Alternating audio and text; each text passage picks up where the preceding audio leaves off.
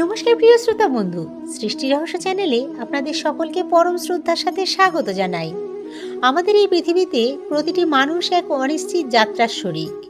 আমরা জন্ম নিই, শৈশব থেকে যৌবন এবং বার্ধক্যের মধ্যে দিয়ে এগিয়ে যাই, আর একদিন মৃত্যুর কোলে ঢলে পড়ি।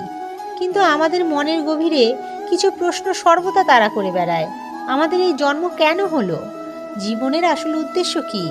আর মৃত্যুর পর এই মাটির দেহটা নিঃশেষ হয়ে গেলে আমাদের চেতনার ঠিক কী ঘটে?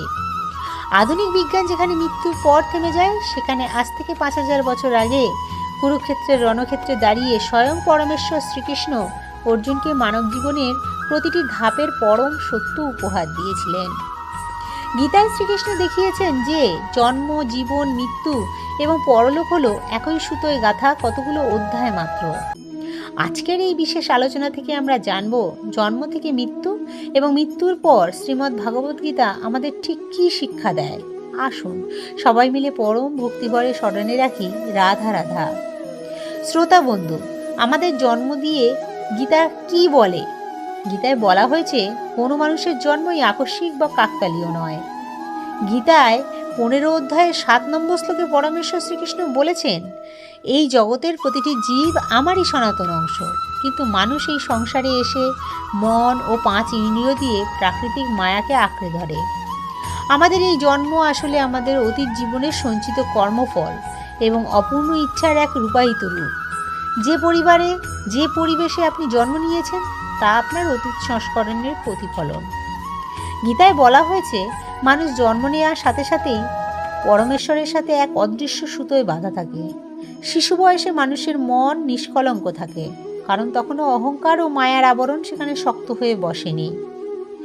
মানুষ যখন যৌবন ও সংসারে প্রবেশ করে, তখন তার জীবন যেন এক ছোটোখাটো কুরুক্ষেত্রে পরিণত হয়। দায়িত্বের চাপ, কাম, ক্রোধ, লোভ, মোহ এবং হিংসা মানুষকে প্রতিনিয়ত দিশাহারা করে তোলে। এই কর্মময় জীবনে পথ দেখানোর জন্য শ্রীকৃষ্ণ গীতায় দিয়েছেন নিষ্কাম কর্মযোগ। গীতার 2য় অধ্যায়ে 47 নম্বর শ্লোকে বলা হয়েছে, তোমার অধিকার কেবল কর্মে, ফলের ওপর কখনোই নয়। সংসার চালাতে গিয়ে মানুষ যখন ফলের আসক্তিতে পড়ে, তখনই দুঃখ ও মানসিক চাপ তৈরি হয়।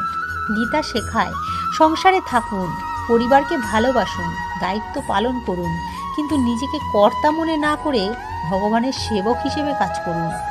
যখন আপনি সমস্ত কাজের ফল শ্রীকৃষ্ণের চরণে সমর্পণ করে দেবেন, তখন সংসারে কোনো জটিলতাই আপনাকে স্পর্শ করতে পারবে না। এটাই হলো কর্মময় জীবনের আসল মুক্তি। জীবনের শেষ অধ্যায় হলো মৃত্যু। সাধারণ মানুষের কাছে মৃত্যু এক চরম ভয়ের নাম, কিন্তু গীতায় মৃত্যুকে বলা হয়েছে কেবল এক সুন্দর রূপান্তর। গীতার 2য় অধ্যায়ের 22 নম্বর শ্লোকে বলা হয়েছে, মানুষ যেমন পুরানো পোশাক ফেলে দিয়ে নতুন জামা পরিধান করে, আমাদের অবিনশ্বর আত্মাও ঠিক তেমনি এই জীর্ণ ও জরাগ্রস্ত শরীর ত্যাগ করে নতুন শরীরে প্রবেশ করে। শ্রীকৃষ্ণ অর্জুনকে বলেছেন, আত্মা কখনো জন্মায় না, কখনো মরেও না। আত্মাকে কোনো অস্ত্র কাটতে পারে না, অগ্নি দগ্ধ করতে পারে না, জল ভিজাতে পারে না এবং বাতাস শুষ্ক করতে পারে না। মৃত্যু হলো স্থূল শরীরের শেষ, কিন্তু চেতনার অবিনশ্বর যাত্রার এক নতুন সূচনা। মৃত্যুর পর ঠিক কী ঘটে?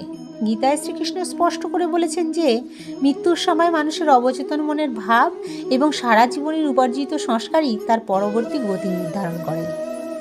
গীতার 8ম অধ্যায়ে 6 নম্বর শ্লোকে বলা হয়েছে, মৃত্যুর সময় মানুষ যার চিন্তা করতে করতে দেহ ত্যাগ করে, সে সেই ভাব বা লক্ষ্যেই প্রাপ্ত হয়।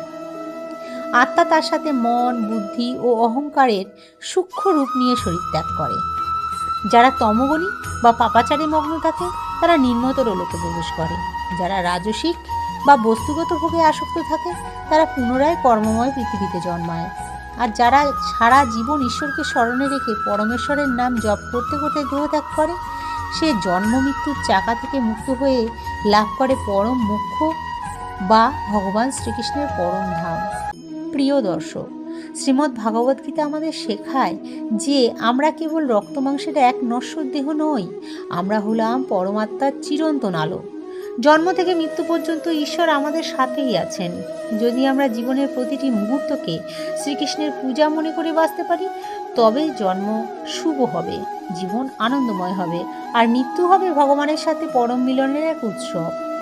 আজকের এই চিরন্তন সত্যের বিশ্লেষণ যদি আপনার আত্মাকে স্পর্শ করে থাকে, তবে কমেন্ট বক্সে পরম ভক্তিভরে লিখুন জয় শ্রীকৃষ্ণ।